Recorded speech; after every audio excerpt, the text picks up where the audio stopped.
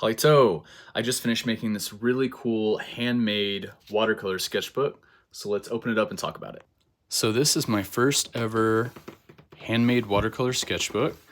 It's very clearly handmade. There's lots of little imperfections about it, but that just adds to the charm. So like here you can see that this side is wonky, and you can see the lines in the pattern where I laid down the glue as I was adhering the construction paper to the foam board, which that's what I use for the front and back cover, construction paper and foam board. I got them really cheap at the dollar store for like $1.25. So yeah, inflation is real. Of course, the coolest part visually is this exposed binding.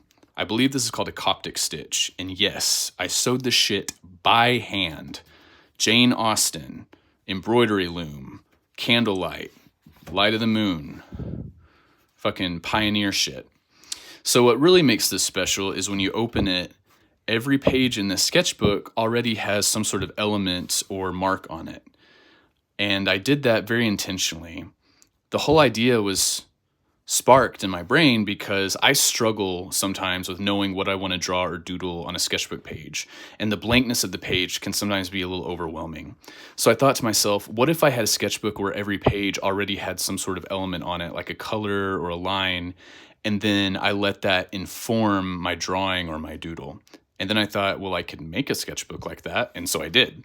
So like, for instance, on this page, because it's this bright yellow, maybe it'll make me want to draw like a really sunlit, warm scene.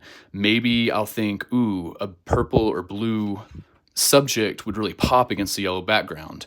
Or maybe I just draw a face or some like silhouette studies, and then the yellow background that's already there results in a sketch that looks really cohesive when I'm finished.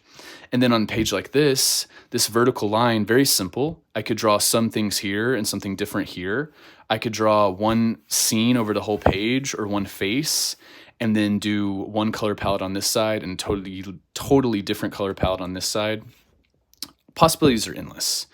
But really, this whole thing was informed by the realization that constraints often are good for creativity. You know, it can be overwhelming when you have a million possibilities open to you and you're not sure which way to go. But like when you have, limited options and your choices are narrowed down, sometimes it's easier to pick one of those and just get started on actually making something rather than spending hours wondering, what am I going to do? So my plan is to fill up the sketchbook, and I'll post some of my drawings and doodles and sketches on my channel. So if you're interested, give me a follow and we'll do it together.